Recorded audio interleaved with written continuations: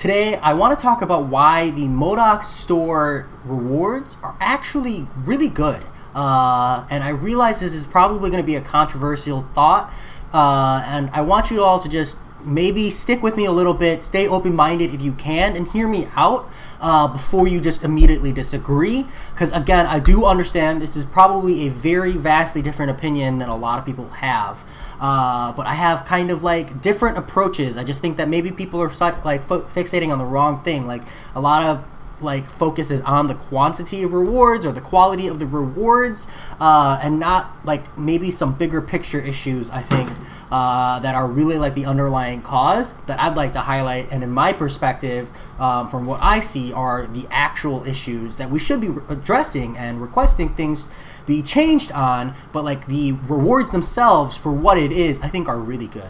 So before I start, I want to compare the M.O.D.O.K hotel rewards to previous months, most recently March and April. So April, if you remember, was when we had the option to like double up on shards or double up on resources, and like we had really good rewards that month.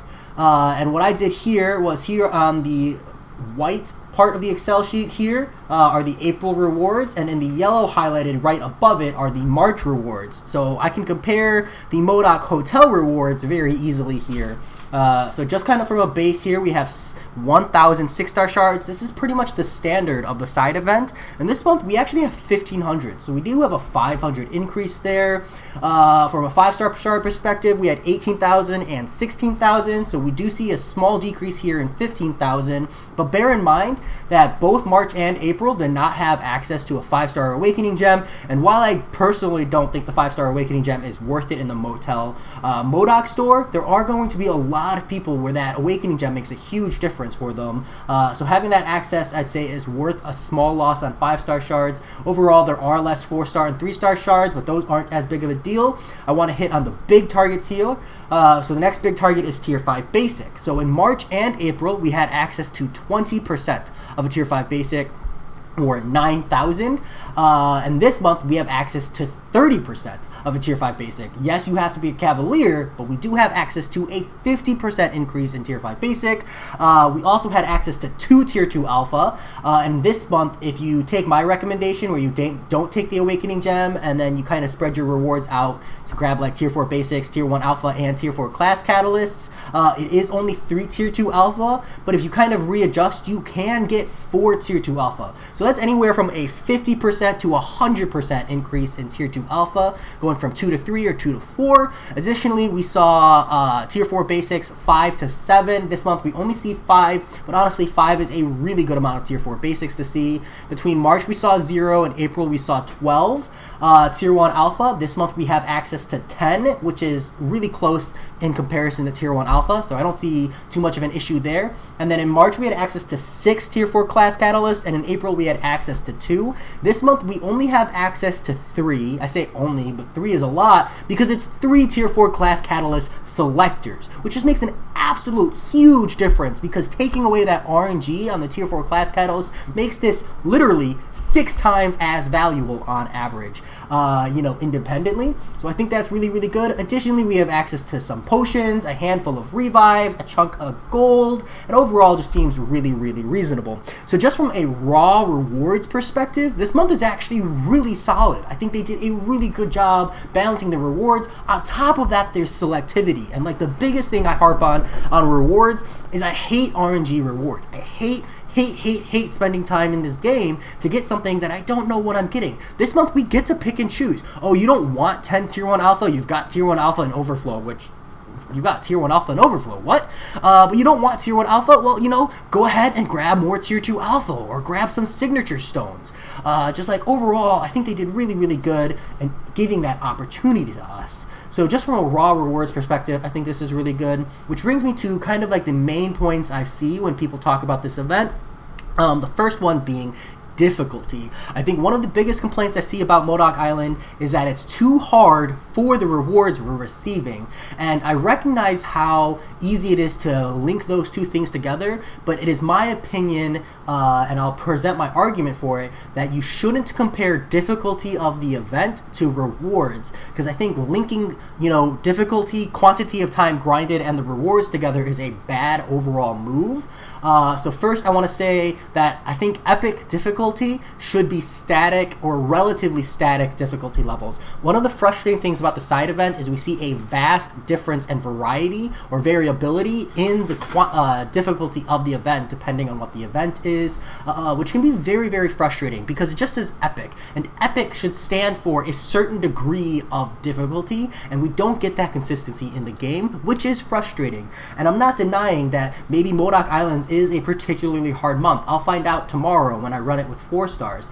But I don't think saying this month is harder means we get better rewards is a good train of thought, because if you go with that logic, when the month is easier, do we get less rewards? Does that mean we're going to see easy, you want to see easy months where the rewards suck, but hey, at least it's easy? No, I think you want to see relatively the same amount of rewards for the same level of difficulty or effort. I think that's the expectation, and that's the standard we should be asking for instead.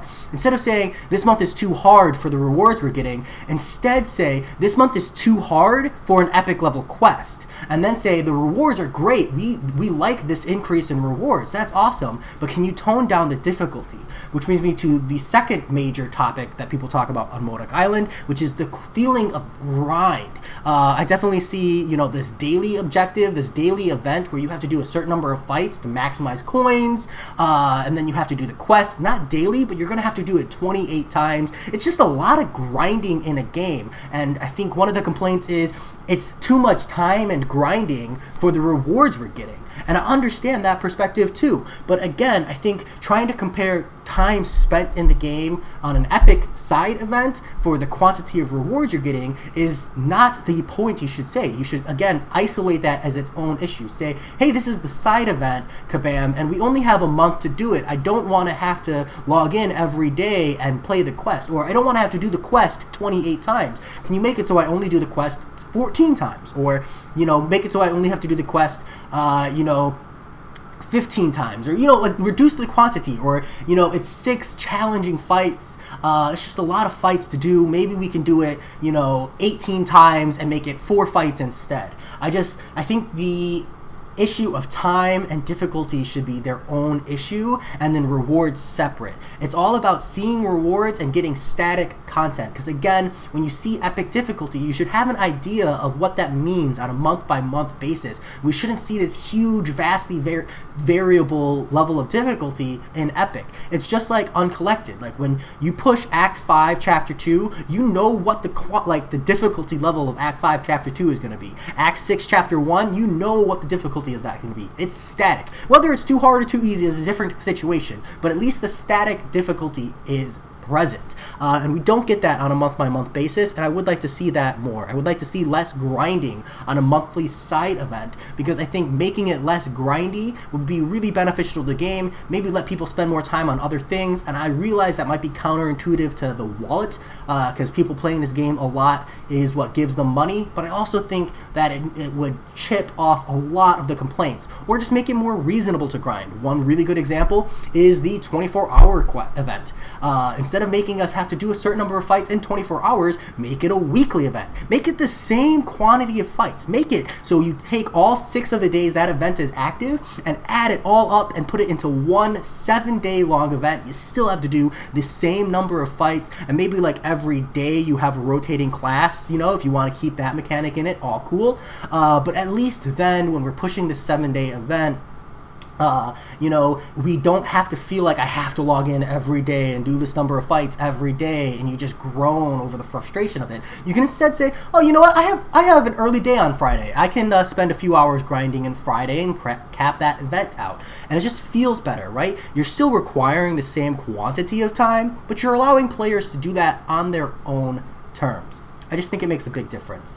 So yeah, that's my harp on the difficulty and grind time. And then finally, one more point on the rewards is a really big factor is to remember that this is not a Cavalier difficulty event. This is an uncollected difficulty event. Right now, we do see Cavalier options in the shop, but that does not make this Cavalier difficulty. This is uncollected balanced. So when you look at these rewards, you should look at it from the perspective of an uncollected player or a relatively recently Cavalier player, because these rewards are not balanced for endgame players. So I think that the primary focus of endgame players who are looking at this and going, hey, these rewards aren't justified for me to do. Like, they don't feel good anymore. These rewards, they don't feel substantial, because that's a common understanding. I think the complaint there is not to say buff the rewards. I think the complaint there should be, give us Cavalier difficulty. Give us the next hard level difficulty. Make something harder than epic. Make it so we have a reason to play this game on a month-by-month basis that excites us. Give us a more accessible way to progress in the game. A higher difficulty that maybe only gives 5-star 6 stones and 6-star shards, or a higher difficulty that awards generic more consistently. Give us something to make us feel good. And that's different. I don't think that needs to come in the form of the epic event. It doesn't need to come in the form of the uncollected event. Those should stay static. Buffing the rewards and making the events harder isn't a good solution, because there are new players. There are progressing players who are where you were 8 months ago, a year ago, at a point in time when these rewards would have been amazing. But now, as we push endgame and we push farther and deeper into rosters and more challenging content, we look at 4 Tier 2 Alpha and go, 4 Tier 2 Alpha, that's not enough. I need like 12. And that's great, and I agree. I personally would love to see that in the form of a new monthly event, in the form of a higher tier difficulty. And with saying higher tier difficulty and bringing that on, Cavalier difficulty, I think is kind of a buzzword. I want to also recognize that from a developer perspective, that also takes a lot of time and investment. Just doing uncollected and 2 champions on a monthly basis is a lot of effort. I know that a lot of us are at home, not me, I'm at work, but I know a lot of people are at home on quarantine or have a lot of extra spare time on their hands, especially with summer. And just remember that Kabam is not unaffected by these things. Kabam is also affected by these things, as well as cost and overhead and balancing. And there's just a lot of factors that go into there. So sometimes it takes a degree of patience, because they've mentioned they want to put Cavalier difficulty in the game, but they wanted to focus on variants and Act 7 instead first and push Cavalier difficulty until maybe they had more resources or more time. So it is something that they know is coming, they know the players want. It's just a matter of actually implementing it and finding those resources. Additionally, it's easy to say buff the rewards, and it's one thing to say buff rewards and get great value, but it's also important to remember that the reason we see incremental increases in rewards is kind of a combatant to power creep, because I think MCOC is very much so facing the problem of power creep. And power creep is when the power level of champions or your roster, etc., grows over time to where you can only compete if you're pushing the latest and greatest. And it's a really big problem in MCOC. It's a really big problem in any kind of progression-based game. And I think that buffing the rewards too much is also going to kill the longevity of the game. And Kabam has to balance making players feel good and longevity. Because if they make you feel too good every single month, they give you too many rewards, you're suddenly ranking up every champion, pulling 25-star shards or 5-star crystals every month, there's no reason to play the game very quickly. You run into what I commonly refer to as the Fire Emblem Heroes dilemma. Fire Emblem Heroes, every single month, they hardcore power creep the game, where if you don't have the new character, you can't really compete. And that's not what I want to see in MCOC. And recognizing that that's a problem in a lot of progression-based games, I want to see MCOC curb that as much as possible, because I think that for the longevity, it's better to be frustrated now. That's it. That's my rant. I realize I've said a lot of controversial things. Maybe I've touched on a really, really touchy topic. So your patience is appreciated. Feel free to come at me with your arguments. Come at me with your debates. Bring your logical thoughts, your personal opinions. I want to hear it all. Just try to keep it respectful. Try to keep it constructive. Try to remember, we're all players, and I realize that I'm oftentimes very, pro-Kabam, very Kabam apologist. But I can't help it. That's where my bias lies. But I'm not opposed to changing my opinion or sandboxing different ideas or creative solutions, and then maybe approaching Kabam and saying, hey, this is a creative solution. because I do personally think that while Cavalier difficulty might be a lot of resources, I also think it's not as challenging to add to the game as it might be seen from a developer's perspective. And I'll talk about that in a future video because there's a lot, but I think Cavalier difficulty could be reasonably added to the game without brutalizing the game. I don't know. I'll talk about that pretty soon. That said, as always, I hope you guys enjoyed, and I'll talk to y'all later. Peace.